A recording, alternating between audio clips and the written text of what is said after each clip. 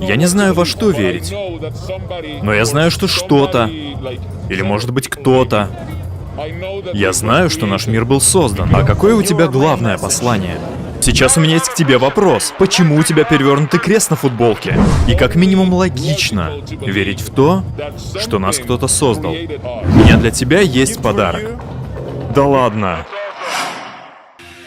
Что нас больше всего интересует в других людях? Их образ жизни, успехи, может быть их внешность, но что именно делает людей теми, кем они являются? Конечно же их внутренний мир. В этом видео я расскажу о том, как прошло интервью с Зардоником на тему религии. Кто не знает данного музыкального исполнителя, познакомлю вас с ним прямо сейчас. С вами Никита Громов, вы смотрите Orthodox Core.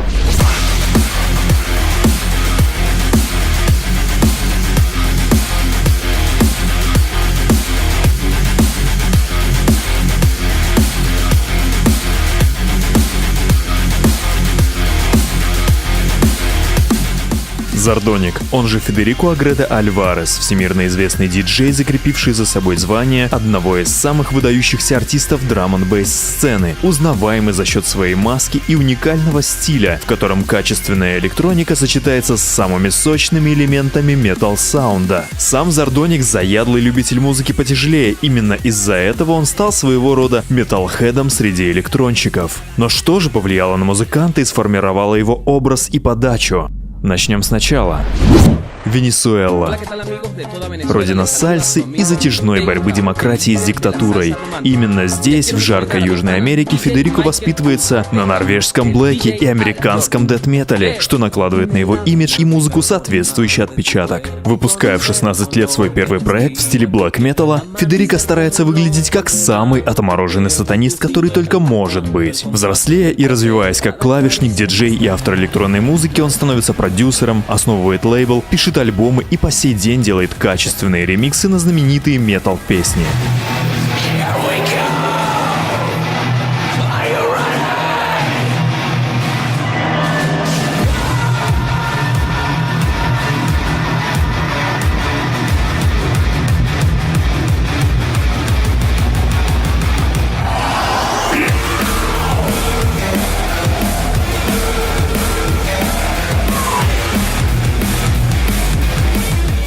Тематика треков венесуэльского музыканта — это преимущественно наркотики, деньги и шлюхи. Шутка, ведь об этом поют русские рэперы.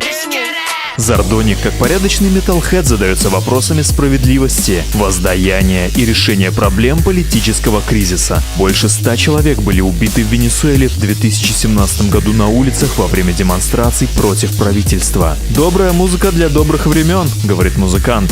В 2015 на одном из своих мастер-классов Федерико, обращаясь к другим диджеям, призывает их быть осторожными с теми посланиями, которые они вкладывают в музыку, думая о будущем, чтобы 20 лет спустя за это не стало стыдно. А в своем ролике For Justice во имя справедливости откровенничает о том, что, покинув родные края, оставив позади политические конфликты, устав смотреть на людей, погибающих в демонстрациях, и начав путешествовать по миру, он увидел повсюду одну и ту же циклически повторяющуюся модель, в которой люди воюют за территорию, воюют, чтобы был мир, убивают за свое понимание свободы. Богатые грабят бедных, а бедные завидуют им. Я спросил себя, мы обречены? Можно ли преодолеть тот страх, в котором они держат нас? Возможно ли отказаться от этой страсти контролировать? Возможно ли когда-либо удовлетворить жажду справедливости?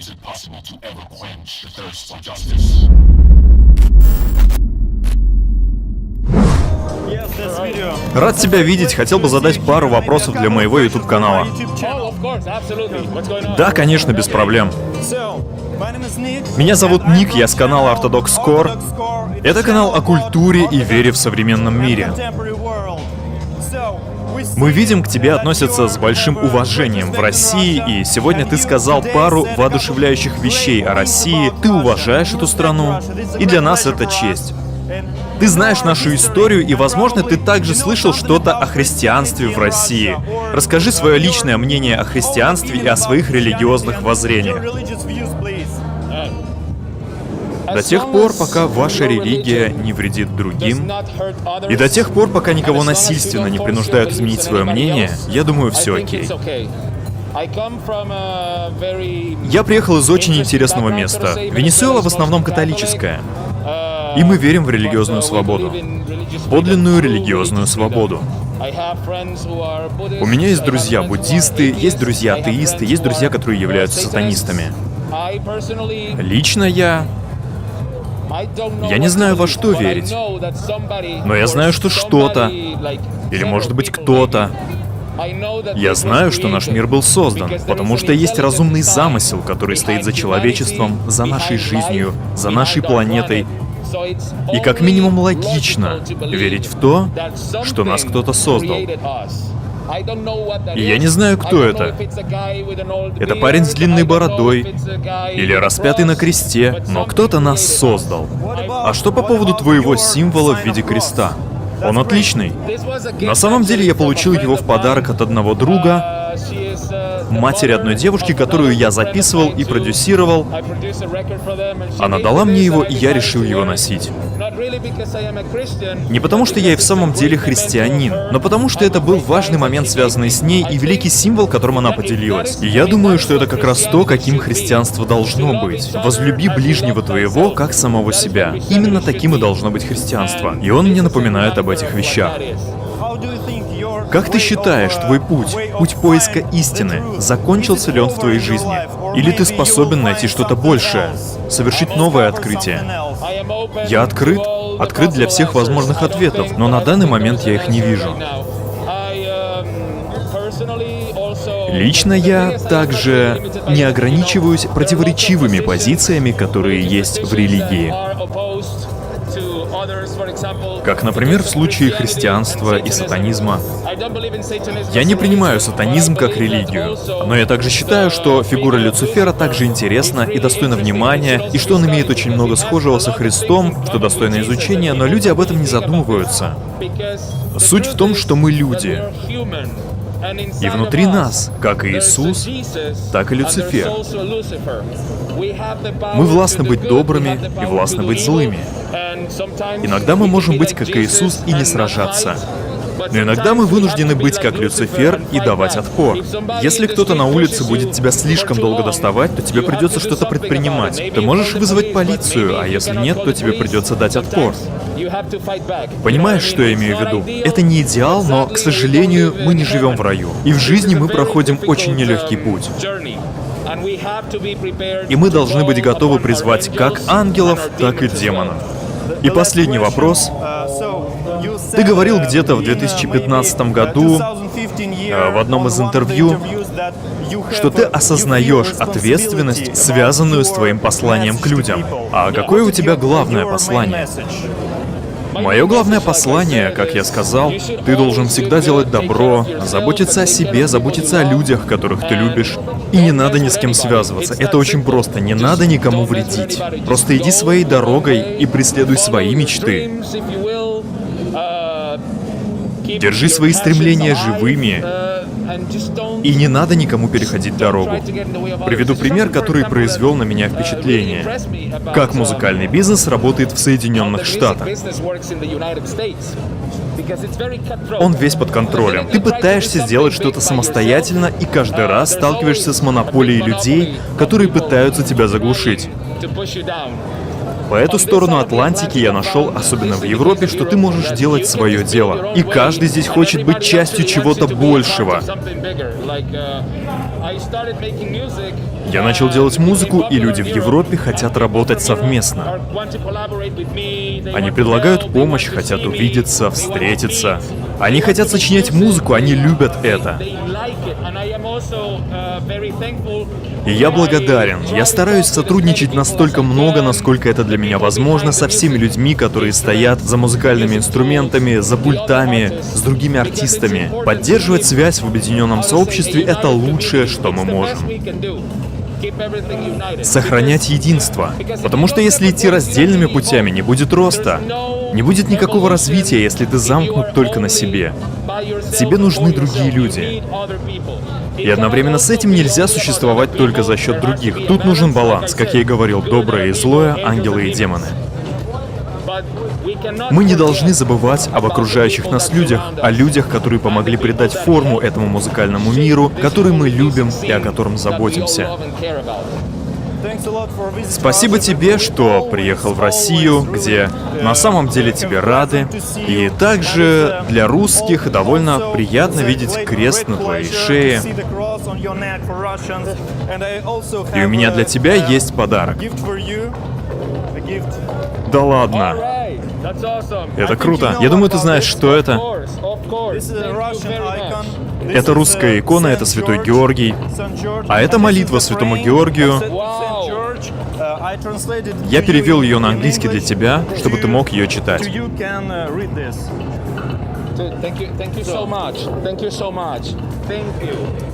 Это прекрасно. Это правда прекрасно. Я не ожидал этого. Огромное тебе уважение. Но сейчас у меня есть к тебе вопрос. Почему у тебя перевернутый крест на футболке? Этот крест означает перевернутый крест апостола Петра. Окей, этого достаточно.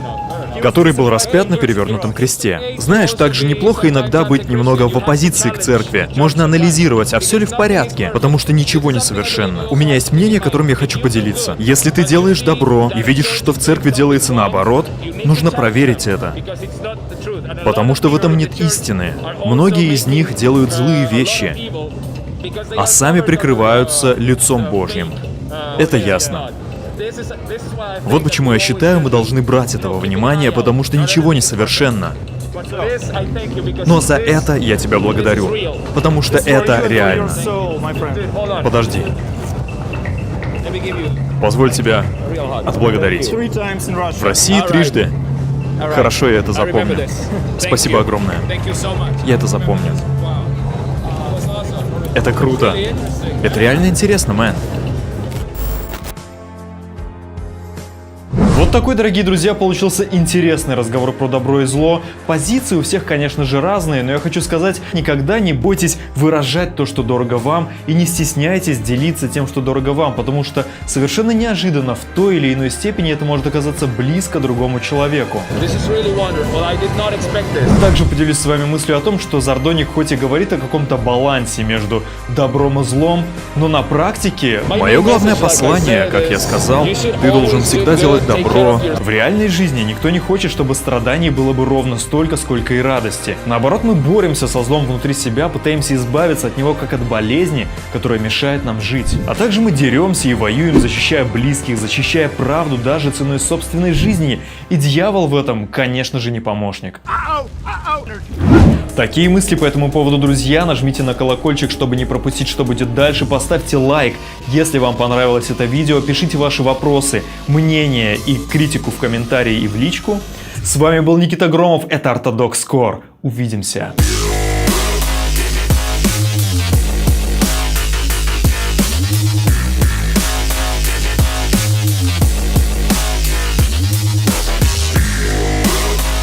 But the most important thing is that you play with them and you touch them and you're not afraid of them. They are there for you to express yourself. Но что он говорит, запомните, никогда не бойтесь сложных, новых инновационных технологических решений, интересных синтезаторов, потому что когда даже вы ни в чем не разбираетесь и кажется, что очень много ручек, кнопок, непонятных слов, Федерико говорит, что у него на жизненном опыте так и было. Только практика и обучение помогло ему стать тем, кем он является, и как раз-таки освоил он это все в процессе. Это постоянный двигатель вашего собственного развития, поэтому использование сложных технических решений — это круто. Я очень уважаю эту страну, потому что я знаю историю, и я знаю, что электронная музыка на самом деле зародилась здесь. И большинство людей об этом не говорят. Это то место, где родился Леон Термен. Мы должны это помнить, и я считаю, что как русские, вы должны этим гордиться, открывая все больше и больше электронной музыки и делясь ей с миром. Очень приятный комплимент нам всем с вами, друзья. Федерико говорит, что не надо забывать нашу родину, нашу страну. Россия подарила...